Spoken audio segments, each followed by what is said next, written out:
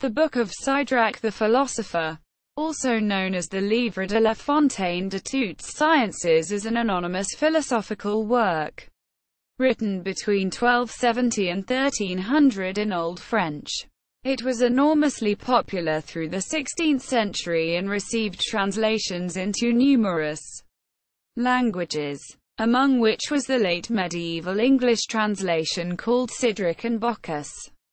Contents: The Book of Sydrac presents a dialogue between an ancient Babylonian king named Bokkus and a philosopher named Sidrak. The former asks a series of 1227 questions, while the latter responds. The result is a text that is a potpourri of the popular culture of the later Middle Ages, covering subjects like philosophy, religion, morality, medicine, astrology, the virtues of plants and minerals, etc. Bokkus's questions are often connected with religious matters, as Sidrak tries to teach Bokkus to believe in the one true God of the Hebrew Bible. Sidrak also predicts the birth of Jesus, still many centuries in the future, and repeatedly explains how this will fulfill God's covenant with his believers. Many of the other exchanges are less theological. Health and medicine are two of the most common themes addressed by Sidrak, and his explanations rely on a simplistic version of the four-humor theory of the ancient Greeks. Other questions revolve around fashion, marriage, sex, business and geography. Circulation. The Book of Sydrac survives in more than 60 medieval manuscript copies, either whole or fragmentary, and with many variants. Between the 14th and 16th centuries, the texts were translated into Occitan, Italian, Catalan, Germany, Dutch, English. It also received several Renaissance printings. In Paris, at least 2 editions by Antoine Vérard before 1500, of which one was from 1486. An edition by Galliot du Pierre-Écoute in 1531. And several others. And in the Netherlands 11 editions between 1495 and 1564.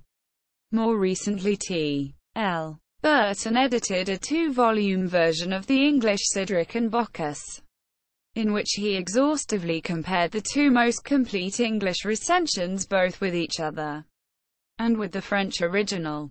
The English translations date from the late 15th to early 16th centuries, while the French original is from the 13th century. The late Middle English is considerably closer to modern English, and therefore easier for modern readers to understand, than is the Middle English of Chaucer's Canterbury Tales. In an extensive introduction, Burton asks how Sidrak and Bokkus was so widely read in the Middle Ages but failed to leave any appreciable influence on later literature. His answer is that while immensely popular, the book itself is rather unsophisticated in both its language and the general quality of its information. Sidrak's answers are often formulaic and not infrequently fail to directly answer the question posed by Bokkus. Bibliography. Editions and translations. Sidrak and Bokkus. A parallel text edition from Bodleian Library. MS Lord Misk. 559. And British Library. MS Lansdowne 793. Edited by T. L. Burton. Volume 1 ISBN 0-19722315-X.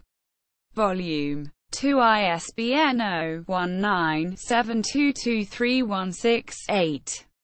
Sidrak la philosophie, le livre de la fontaine de toutes sciences. Edition des Encyclopédischen Lehrdialogs aus dem 13. Jahrhundert. Editor. Ernst Peter Ruhr, Wiesbaden. Dr. L. Reichert Verlag. 2000. Il Libro di Sidrak Salentino. Editor. Paolo S. Grilli. Pisa. Pacini. 1983. The Book of Demounds. Of the Science of Philosophie and Astronomie. Between Bokkus and the Philosopher Sidrak. London. Imprinted by me Robert Wire. Dwelling the Duke of Suffolk's Rents. Beside Caringi Cross. ca. 1550. The History of King Bokkus. And Sydrac. How he confounded his learned men. And in ye sight of them dronk he strong venom in the name of the Tri-Knight. And dydhym no hurt. Also his Night that he learned of the Book of No. Also his prophesied that he had by relatio n. of the Ongal. Also his answer is to the questions of wisdom, both moral and natural, with much worldly wisdom contained in number. CCC. LXV. Translated by Hugo of Cornpeden. Out of French into English. Hay. Printed at London. By Thomas Godfrey. At the cost and charge of Dan Robert Saltwood Mo. N. Key of St. Austin's at Canterbury. 1537. Scholarship. Ernest Renan et Gaston Paris. La Fontaine de toutes sciences du philosophie Sydrac. Histoire littéraire de la France. T. 31. Paris. 1893. p. 287–291. William M. Holler. The Ordinary Man's Concept of Nature as reflected in the 13th-century French Book of Sydrac. The French Review. Volume 48. N. Degree 3. F.E. Acute v. 1975. p. 526–538. Beat Wins. Le Livre du Sidrak. Stand der Forschung und neuer Ergebnis. In Horstbrunner ein Norbert R. Wolf. Der Wissensliteratur im Mittelalter und in der frühen Neuzeit. Bedingungen. Typen. Publicum. Sprache. Wiesbaden. Reichert. 1993. p. 36–52. Bridget Weisel. Die Überlieferung des Livre du Sidrak in Handschriften und Drucken. Ibid. p. 53–66. François Ferry-Hugh. Sidrak et les pierres précieuses. Revue d'Histoire des Textes 28. 1998. p. 93–181. Complement. RHT 30. 2000. p. 315–321. Chantal Kanoki-Bowen. Le Tour de Bokkus, Le Bon Ward ans Le Livre du Sydrac. In Francis Gingras. François Laurent. Frédéric Lenan et Jean-René Vallet. Dear. Furon les merveilles prouvées et les aventures trouvées. Homage of Francis Dubost. Paris. Champion. 2005. p. 163–176.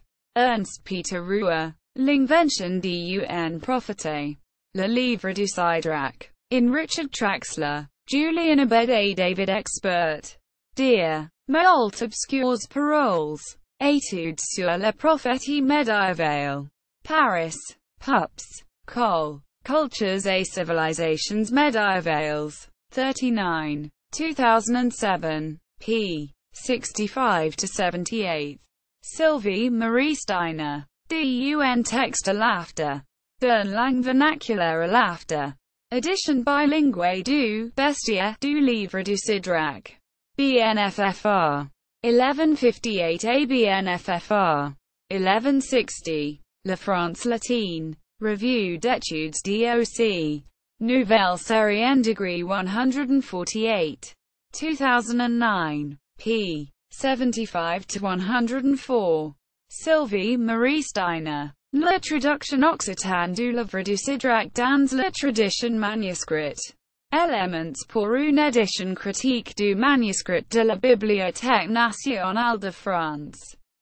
Français 1158. La France latine. Revue d'études DOC. Nouvelle série en degree 156. 2013. p. 9–187.